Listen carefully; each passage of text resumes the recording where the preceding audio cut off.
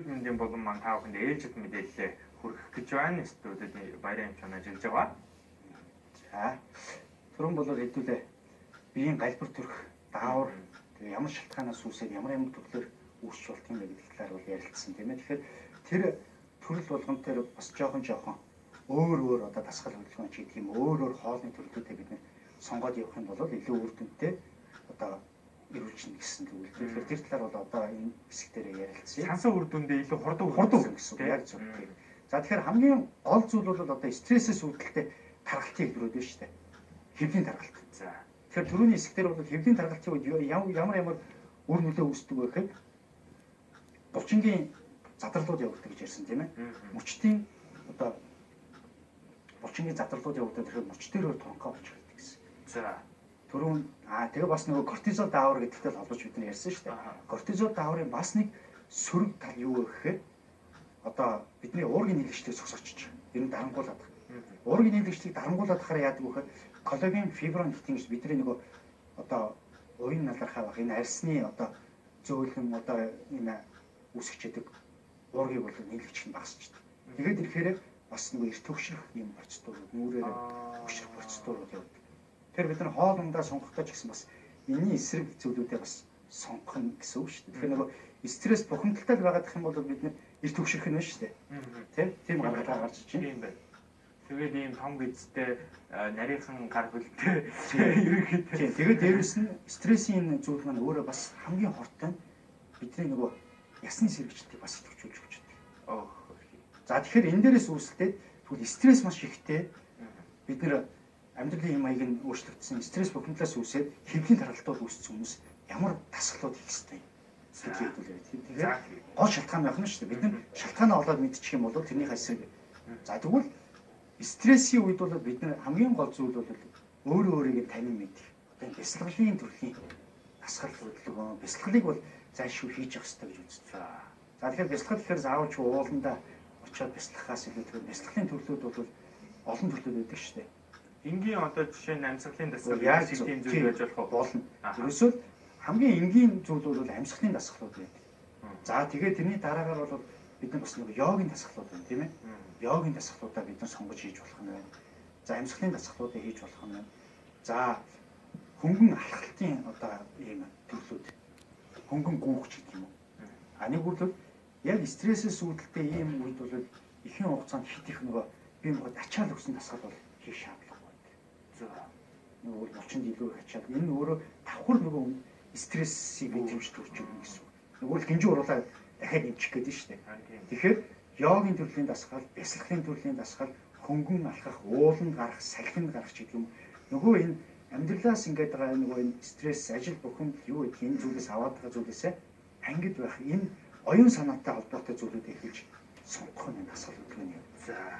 За хоолны хувьд бол за түрүү ясны сэргийлт явагдаж эхэлдэг гэсэн. Энтэй холбоотой бид нар кальцийн агуулгыг сүм бүтээгдэхүүнээ илүү нэмж хэрэглэж явах хэрэгтэй гэсэн.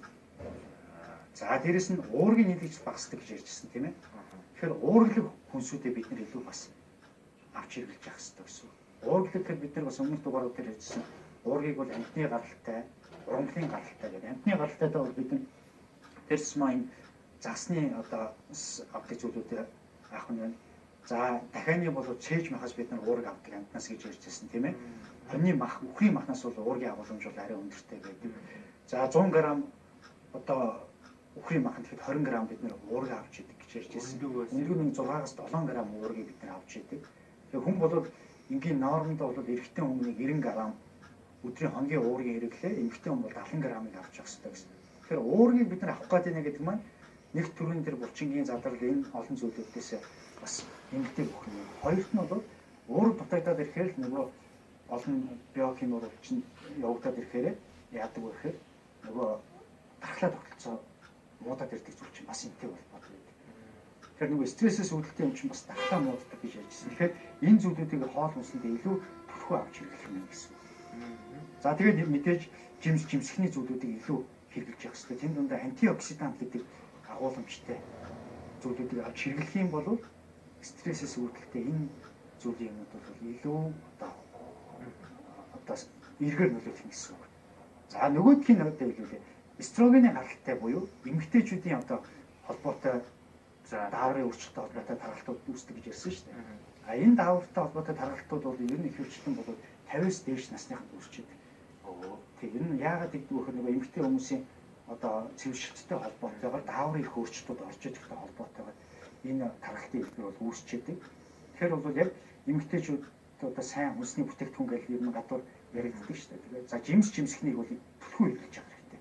Яг энэ үед бол жимсхийн дундаа улаан өнгийн одоо жимснүүд байдаг шүү дээ. Тэгээ өнгөөр нь ярих юм бол улаан өнгийн одоо агуулмжтай алин боож болно. Одоо амар жимс гэж ярьдаг. Тэгээ эмэгтэйчүүд хамгийн их сайн гэж ярьдаг. Амар жимс помгранат гэж нэрлэдэг. Тэгээ энэ төрлийн зүйлүүдийг эмэгтэй хүмүүсийн одоо яг 50-аас дээш насны эмэгтэй хүмүүс илүү их хэрэглэж явах нь зөв. Мэдээж дээрээс нь түрүүний уургийн агуулмжтай хоол хүнсийг хэрэглээд явах нь шаардлагатай.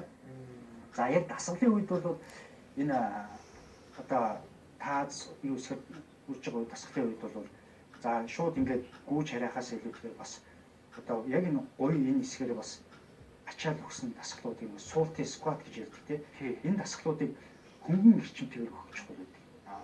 Тэгэхээр энэ хөнгөн эрчимтэйгээр хүнд эрчимтэйгээр буюу хүнд дээр олонгоор хийх юм бол булчинд нь илүү ачаал өгдөг. Тэгэхээр булчинд ачаал өгөхгүйгээр хөнгөн эрчимтэйгээр хийх гэдэг нь тэр хэсгийн цусан хангамжийг илүү сайжруулж өгөх гэдэг.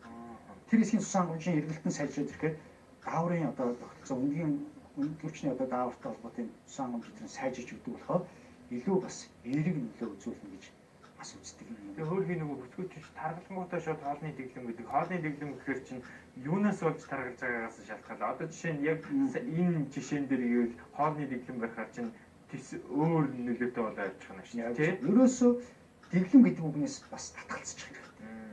Дэглэм гэдгийг ерөөсөө хүмүүс удаан хугацаанд барьж чаддаггүй. Дэглэм одоо энэ дэглэм ийм дэглэм тийм дэглэм гэж байгаа бол танаас татгалзах хэрэгтэй. Энэ яадаг вэ гэхээр таныг нэг 2-7 хоногийн хугацаанд 3-7 хоног магадгүй сарын хугацаанд ийм байх хэрэгтэй гэдэг ийм дэглэм бий. Хамгийн эрүүл зүйл юу гэхээр амьдралын маягаар та өөрчлөлт. Тэгжээс та эрүүл байна. Тэрнээс дэглэм бол таныг өөрчилж чадахгүй гэдгийг бас нөгөө илчлэг ихтсэн таргалтын дээр товчхон ярьж болох. Одоо хоёулангийн бас цаг дуусаад байгаа. А илчлэг ихтсэн таргалт бол яг түрүүний юутай стресстэй холбоотой таргалттай ер нь бол төстэй. Тэр нэг механизм бас явж идэг гэсэн үг. Тэгээ нэг шүүгэр буюу одоо глюкозын идэвхжлэн нэмэгдчихэд таргалт байна. Тэгэхээр илчлэг ихтэн гэдэг нь юу гэхээр бид нар хоол хүнсээс уураг нүүрсэс өгцсийг авлаа. Илчлэгийн ихтлээ. Энэ маань илүүдэл илчлэгчийн глюкоз болж цуснд нэмэгдэн цуснд сахарын хэмжээ нэмэгдээд ирэхэд. Ингээд сахарын хэмжээ нэмэгдээд ирэхэд одоо нойр булчирхаанаас инсулин гэдэг даавар ялгарна. Ингээд инсулин ялгараад идэг сүүлийн инсулины чи ялгаралт нь багасаад ирэхэд цуснд сахарын хэмжээнүүд нэгсэн. За дээрэс нь тэр глюкозыг чинь одоо процесс солилцоо яваад ирэхээр ихсээд ирэхээр тэр нь өөх тус болж хувирах биохими процедур явна.